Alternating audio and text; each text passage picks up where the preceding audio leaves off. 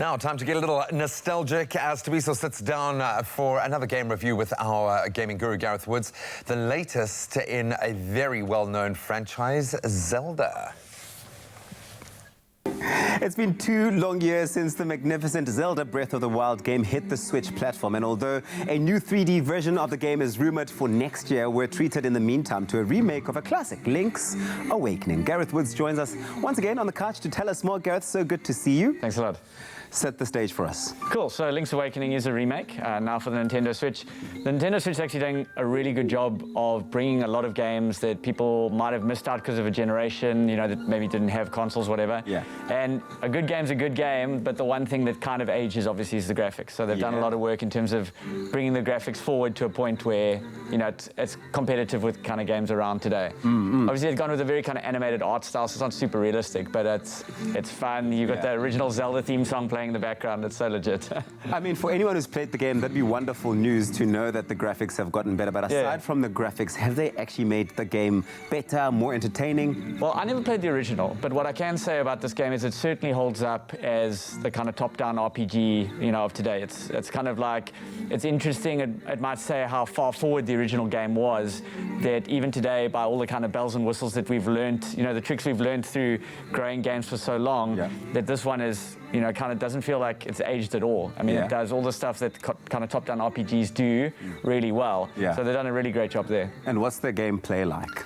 Yeah, so I mean, it's your typical RPG style kind of game. You've arrived not knowing, you know, what's going on, and you're kind of like trying to recover, first of all, your items and that, and then you realize that there's this giant egg. Let me see if I can get this map up here. As you can see, I've explored quite a bit. Whoopsie. Let me just go back. So I've explored quite a bit. Let me zoom out so you can see. Is that your universe? Is that where you exist? So that's the map we're on. There's this egg that we're trying to hatch. And so we have to collect these instruments to awaken it. And so I've collected, let's see my items. I've collected, what, 5 of the 8. At which point I can supposedly play this song to open up this big, whatever's inside this egg. We're going to find out. Probably be a boss that I'm going to have to fight, who knows.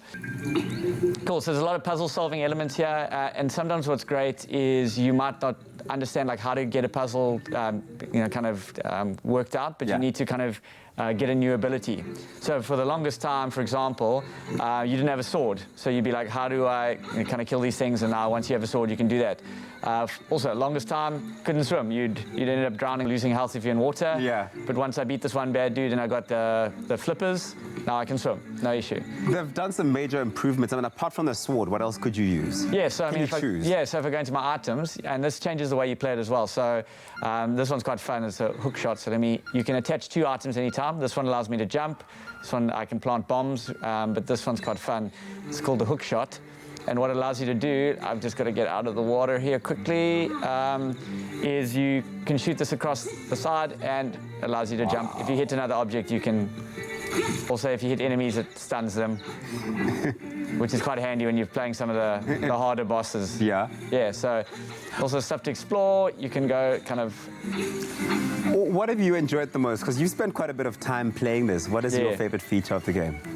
It's just so light-hearted, to be honest. Like, I think I've been flying up to Joburg quite a bit for Comic-Con and Rage, and so that 2-hour flight, it's just the perfect time to, like, you know, solve a couple of quests, you know, progress a little bit further. But it's super lighthearted in the sense that, like, you can pause at any time. It's not one of those, like, super engrossing kind of lost in the... Well, you can, but you're not one of those, like, you're lost in the game and the entire world passes you by. It's one of those, at any time, pause, get up, you know, your flight's boarding, unpause when they're on the flight again. So it's great for that. So who's this game for? What type of person will really enjoy this game? I mean, first and foremost, anyone who's a Zelda fan is always going to, you know, love to play more Zelda. As you said, like, Breath of the Wild was an absolute smash hit, and so guys are wanting to play as much Zelda as they can and have probably been waiting for a new one for a while. Obviously, remakes, people who played the original would want to play this. Otherwise, anyone who's looking for a really good kind of top-down platformer on the Switch, because I suppose there aren't too many out at the moment. The last one I can remember was Octagon Path. That was kind of the Octagon Traveler, I think is the name. That was the last kind of top-down RPG that's been out on the Switch. And so, yeah, if you're hankering for one of those, this is probably going to scratch that itch, yeah. Okay. Sounds like they've done a pretty good job. Thank you so much, Gareth. Yeah. It's Zelda Link's Awakening. It sounds like all the fun you need from a game like this one. Let us know what your thoughts are on our Facebook page. It's Expresso Morning Show, SABC3. Gareth Woods, once again, thank you. Cheers.